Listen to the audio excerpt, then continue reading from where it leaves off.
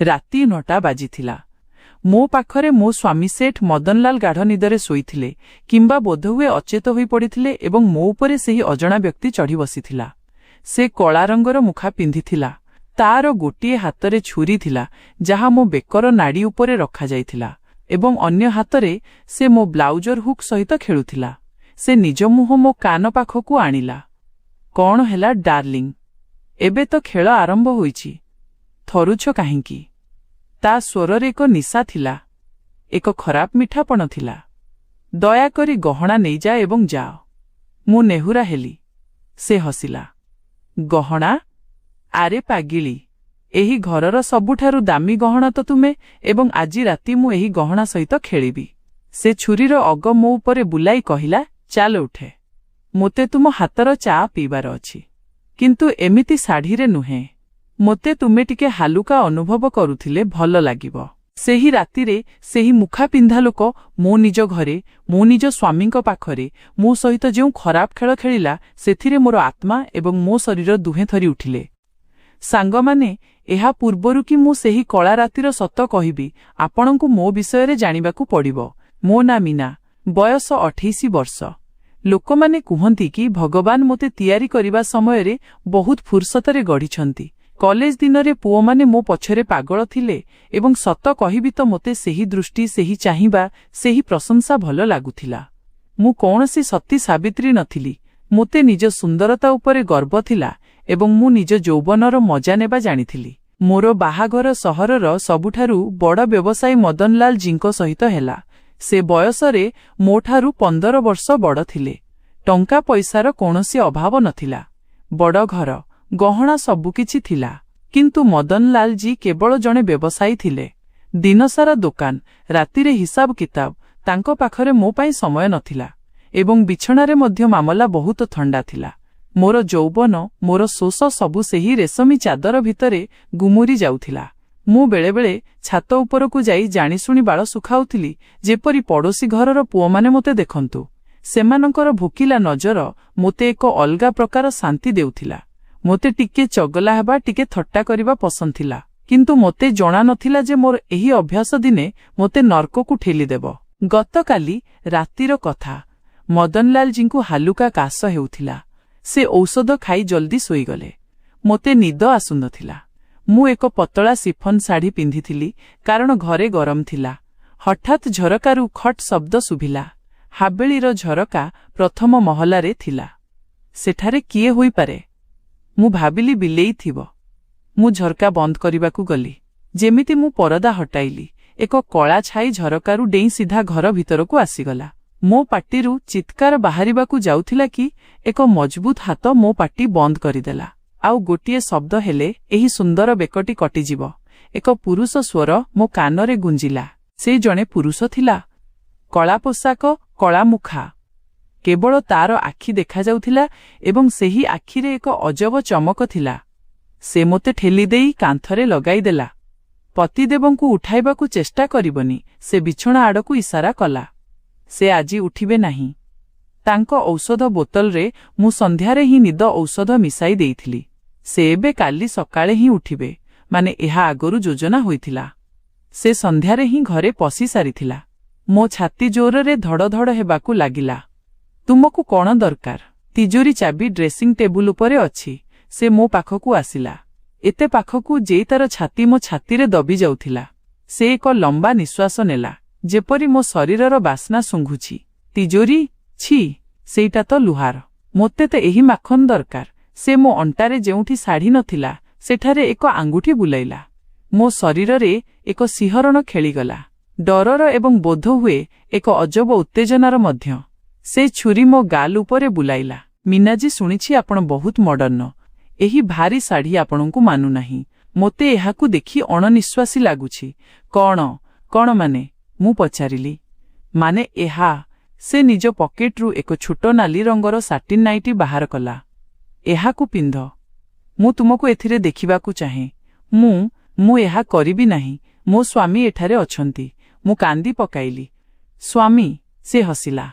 "ସେ ତ ଅଚେତ ଅଛନ୍ତି ଏବଂ ଯଦି ତୁମେ ପିନ୍ଧିବ ନାହିଁ, ତେବେ ମୋତେ ନିଜ ହାତରେ ଏହି ଶାଢ଼ୀ ଓହ୍ଲାଇବାକୁ ପଡ଼ିବ ଏବଂ ଯଦି ମୁଁ ହାତ ଲଗାଏ, ତେବେ ବୋଧହୁଏ ମୁଁ ଅଟକି ପାରିବି ନାହିଁ। ସେ ଛୁରୀର ଅଗ ମୋ ବ୍ଲାଉଜର ପ୍ରଥମ ବଟନ ଉପରେ ରଖିଦେଲା। ମୋ ପାଖରେ କୌଣସି ଉପାୟ ନଥିଲା। ସେପଟେ ବୁଲ୍, ମୁଁ କହିଲି। ନା। ସେ ସୋଫା ଉପରେ ଆରାମରେ ବସିଗଲା। ଗୋଡ଼ ପ୍ରସାରି ଛୁରୀ ହାତରେ ବୁଲାଇ କହିଲା, ଏଥିରେ ହିଁ ତ ମଜା ଅଛି। ମୁଁ ଦେଖିବାକୁ ଚାହେଁ ଯେ ଜଣେ ବ୍ୟବସାୟୀଙ୍କ ସ୍ତ୍ରୀ କିପରି ପ୍ରସ୍ତୁତ ହୁଅନ୍ତି। ଚାଲନ୍ତୁ ଆରମ୍ଭ କର। ମୁଁ ଥରୁଥିବା ହାତରେ ନିଜ ଶାଢ଼ୀର ପିନ୍ ଖୋଲିବାକୁ ଲାଗିଲି। ମୋ ଆଖିରୁ ଲୁହ ଗଡ଼ୁଥିଲା। କିନ୍ତୁ ସେ ତାହା ଦେଖି ହସୁଥିଲା। ଯେମିତି ଶାଢ଼ୀ ତଳେ ପଡ଼ିଲା, ତା ନଜର ମୋ ପେଟିକୋଟ୍ ଏବଂ ବ୍ଲାଉଜ ଉପରେ ଅଟକିଗଲା। ବାହ, ସେ ସିଟି ବଜାଇଲା। କମାଲ। ଏବେ ଜଲଦି ସେହି ନାଲି ନାଇଟି ପିନ୍ଧିନିଅ। ମୁଁ ଯେମିତି ସେମିତି ସେହି ନାଇଟି ପିନ୍ଧିଲି। ସେଇଟା ବହୁତ ଛୋଟ ଥିଲା, ମୋ ଆଣ୍ଠୁ ଉପରକୁ। ମୋତେ ବହୁତ ଲାଜ ଲାଗୁଥିଲା।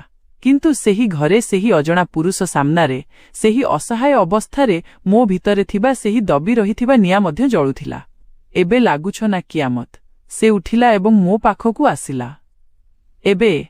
ଏବେ ମୋତେ ଯିବାକୁ ଦିଅ, ମୁଁ କହିଲି। ଆରେ ଏବେ କୁଆଡ଼େ? ଏତେ ସୁନ୍ଦର ରାତି ଅଛି ଏବଂ ତୁମେ ଏତେ ହଟ୍ ଲାଗୁଛ। ମୋତେ ଶୋଷ ଲାଗିଲାଣି। ଚାଲ, ନିଜର ଏହି କୋମଳ ହାତରେ ମୋ ପାଇଁ ଚା ବନା। ଚା? ଏବେ? ହଁ, ଏବଂ ଆମେ ରୋଷେଇ ଘରକୁ ଏକାଠି ଯିବା। ସେ ମୋତେ ରୋଷେଇ ଘରକୁ ନେଇଗଲା। ମୁଁ ଗ୍ୟାସ୍ ପାଖରେ ଛିଡ଼ା ହୋଇ ଚା ବନାଉଥିଲି। ମୋ ହାତ ଥରୁଥିଲା।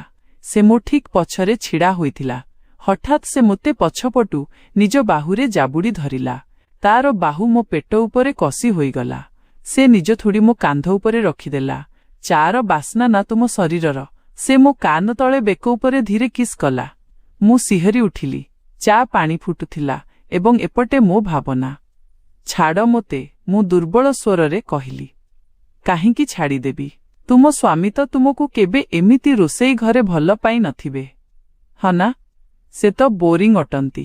ତୁମକୁ ତ ମୋ ଭଳି ଦରକାର। ସେ ନିଜ ହାତ ମୋ ନାଇଟି ଭିତରେ ମୋ ଜଙ୍ଘ ଉପରେ ରଖିଦେଲା। କେତେ ନରମ ତୁମେ, ସେ ଫିସ୍ ଫିସ୍ ହୋଇ କହିଲା। ଇଚ୍ଛା ହେଉଛି ଏହି ସ୍ଲାବ୍ ଉପରେ ବସାଇ ଦିଅନ୍ତି ତୁମକୁ। ସେ ଗୋଳମାଳିଆ କଥା କହୁଥିଲା, ଦ୍ବ୍ୟର୍ଥବୋଧକ କଥା। ଚାରେ ଚିନି କମ୍ ପକାଇବ ମିନା।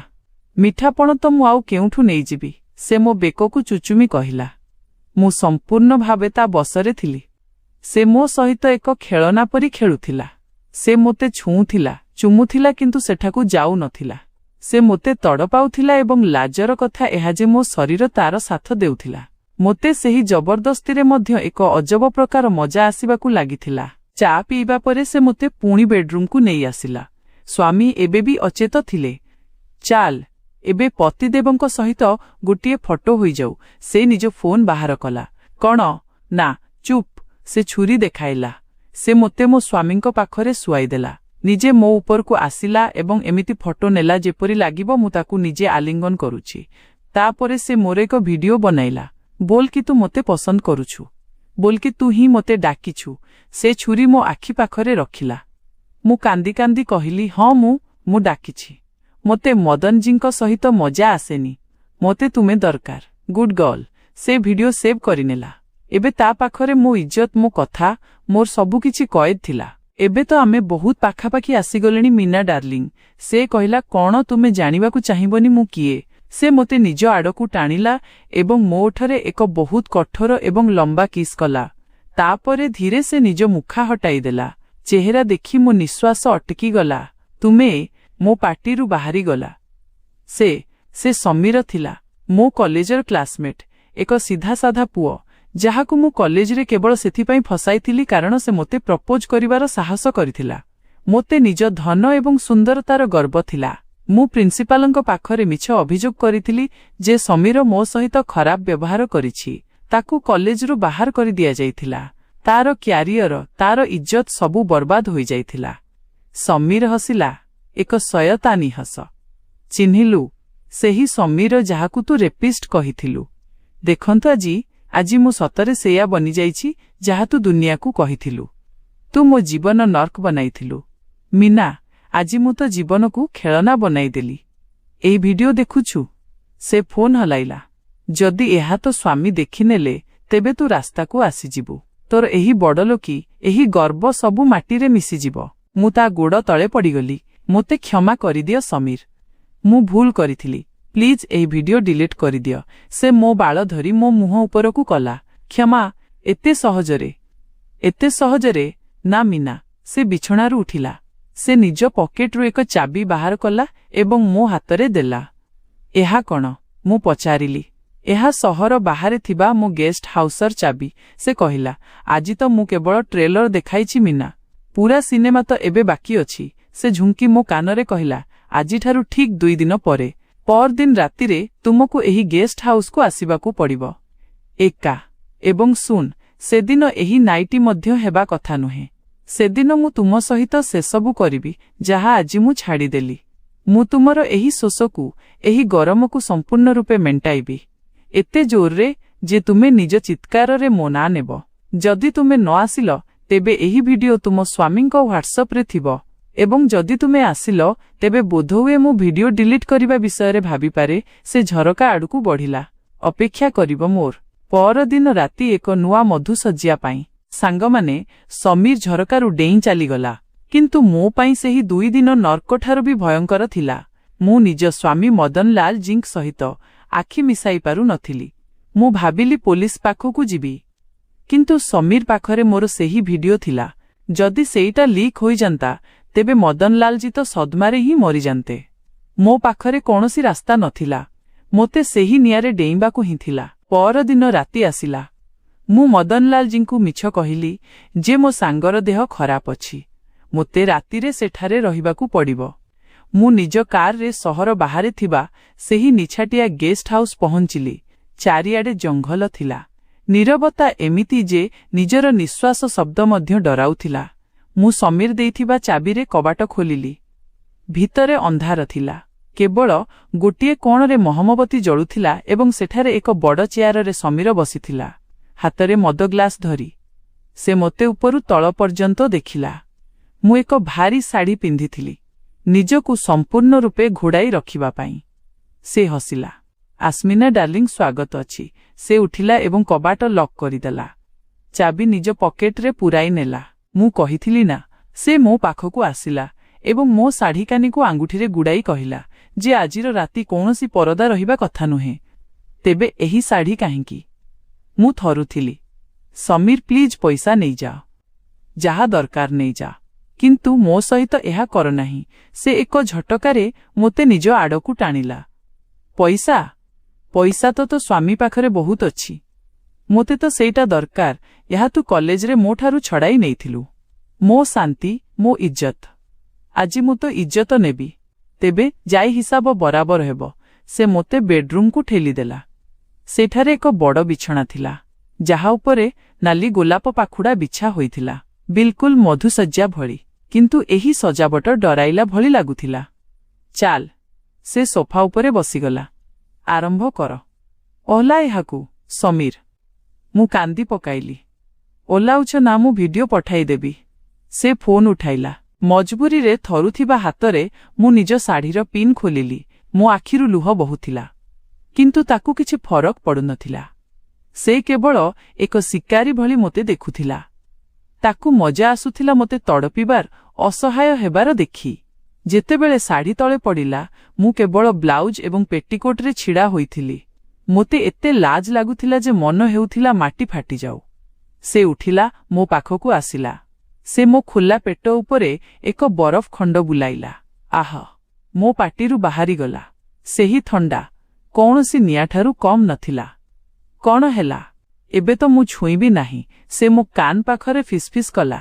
ତୁମେ ତ କହୁଥିଲ ଯେ ତୁମକୁ ନିଜ ସ୍ୱାମୀଙ୍କ ସହିତ ମଜା ଆସେନି। ଦେଖନ୍ତୁ, ଆଜି ମୁଁ ତୁମକୁ ସେହି ମଜା ଦେବି ଯାହା ତୁମେ ଜୀବନ ସାରା ଭୁଲିବନି। ସେ ମୋତେ ବାହୁରେ ଜଡ଼ାଇ ବିଛଣାରେ ପକାଇଦେଲା। ସେ ମୋ ଉପରକୁ ଆସିଗଲା। ସେ ମୋର 2 ହାତ ଧରି ବିଛଣାରେ ଲଗାଇଦେଲା। ତା ଚେହେରା ମୋ ଚେହେରାର ଏକଦମ ପାଖରେ ଥିଲା। ମୁଁ ତାର ମଦ ପିଇଥିବା ନିଶ୍ୱାସ ଅନୁଭବ କରିପାରୁଥିଲି।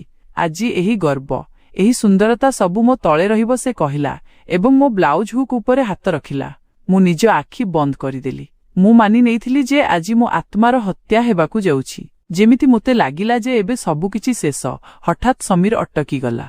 ମୋ ଉପରୁ ତାର ଓଜନ ହଟିଗଲା। ମୁଁ ଡରି ଡରି ଆଖି ଖୋଲିଲି। ସମୀର ବିଛଣାରୁ ଉଠି ଛିଡ଼ା ହୋଇଥିଲା। ସେ ମୋତେ ଦେଖୁଥିଲା, କିନ୍ତୁ ଏବେ ତା ଆଖିରେ ବାସନା ନଥିଲା, କେବଳ ଘୃଣା ଥିଲା। ସେଇ ପାଖରେ ପଡ଼ିଥିବା ଚାଦର ମୋ ଉପରକୁ ଫିଙ୍ଗିଦେଲା। ଘୋଡ଼ାଇ ଦିଅ ନିଜକୁ, ସେ କଠୋର ସ୍ୱରରେ କହିଲା। ମୁଁ ଆଶ୍ଚର୍ଯ୍ୟ ହୋଇ ତାକୁ ଚାହିଁ ରହିଲି। କଣ? ସେ ହସିଲା, କିନ୍ତୁ ଏଥର ତା ହସରେ ଯନ୍ତ୍ରଣା ଥିଲା। ଆଶ୍ଚର୍ଯ୍ୟ ହୋଇଗଲୁ ନା ମୀନା? ତୋତେ ଲାଗିଲା ମୁଁ ବି ତଳକୁ ଖସିଯିବି? ଏହା ହିଁ ଫରକ ଅଛି ତ ଭିତରେ ଆଉ ମୋ ଭିତରେ। ତୁ କଲେଜରେ ମିଛ କହିଥିଲୁ ଯେ ମୁଁ ତୋ ସହିତ ଖରାପ ବ୍ୟବହାର କରିଛି, କେବଳ ସେଥିପାଇଁ କାରଣ ତୋତେ ନିଜ ବଡ଼ଲୋକୀର ଗର୍ବ ଥିଲା। ତୁ ଗୋଟେ ନିର୍ଦ୍ଦୋଷ ପୁଅର ଇଜ୍ଜତ ମାଟିରେ ମିଶାଇ ଦେଇଥିଲୁ। ଆଉ ଆଜି ତୁ ସତରେ ଗୋଟେ ଚରିତ୍ରହୀନ ସ୍ତ୍ରୀ ବନିଯାଇଛୁ, ଯିଏ ନିଜ ସ୍ୱାମୀଙ୍କୁ ଧୋକା ଦେଇ ଏଠାକୁ ଆସିଛି। ମୁଁ ବାସ୍ ତୋତେ ଏହା ଦେଖାଇବାକୁ ଚାହୁଁଥିଲି ଯେ ଯେତେବେଳେ ଇଜ୍ଜତ ନିଲାମ ହୁଏ ଆଉ କୌଣସି ଉପାୟ ବଞ୍ଚେ ନାହିଁ, ତେବେ କେମିତି ଲାଗେ। ସେହି ଡର, ସେହି ଅସହାୟତା ଯାହା ଆଜି ତୁ ଅନୁଭବ କଲୁ, ତାହା ମୁଁ 5 ବର୍ଷ ଅନୁଭବ କରିଛି। ସେ ନିଜ ଫୋନ ବାହାର କଲା। ସେ ମୋ ସାମ୍ନାରେ ସେହି ଭିଡିଓ ଡିଲିଟ୍ କରିଦେଲା। ମୋତେ ତୋର ଖରାପ ଭିଡିଓ ରଖି ନିଜ ଫୋନ ଗନ୍ଦା କରିବାର ନାହିଁ, କିନ୍ତୁ ସେ ପକେଟରୁ ଆଉ ଏକ ଫୋନ ବାହାର କଲା। ଏହି ଘରେ 4ଟି କ୍ୟାମେରା ଲାଗିଛି ଏବଂ ଗତ 1 ଘଣ୍ଟା ଭିତରେ ତୁ ଯାହା ବି କଲୁ ତାହା ସବୁ ରେକର୍ଡ ହୋଇଯାଇଛି। ମୋ ହୋସ୍ ଉଡ଼ିଗଲା। ଏବେ ଏହି ଭିଡିଓ ମୋ ପାଖରେ ରହିବ। ବ୍ଲାକମେଲ କରିବା ପାଇଁ ନୁହେଁ, ବରଂ ମୋ ସୁରକ୍ଷା ପାଇଁ, ଯେପରି ତୁ ଦ୍ୱିତୀୟ ଥର ମୋ ଉପରେ କୌଣସି ମିଛ ଅଭିଯୋଗ ନ ଲଗାଇପାରୁ। ଯେଉଁଦିନ ତୁ ମୋ ବିରୁଦ୍ଧରେ କିଛି ବି କରିବାକୁ ଚେଷ୍ଟା କରିବୁ, ଏହି ଭିଡିଓ ଦୁନିଆ ଦେଖିବ। ସେ କବାଟ ଖୋଲିଲା। ବାହାରି ଯା ଏଠାରୁ ଏବଂ ବଞ୍ଚିଥା ନିଜର ସେହି ମିଛ ଫମ୍ପା ଜୀବନକୁ। କିନ୍ତୁ ମନେ ରଖିବୁ, ଆଜି ମୁଁ ତୋତେ ଛାଡ଼ିଛି ତ ଭାଗ୍ୟ ନୁହେଁ।